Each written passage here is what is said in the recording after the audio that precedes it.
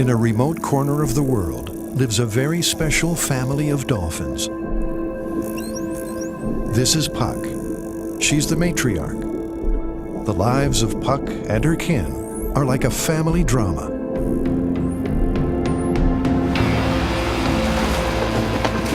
There are complex friendships and relationships. They show tenderness, anger, anguish, and unity.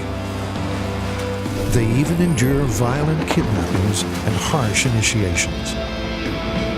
And the threat of death is never far away.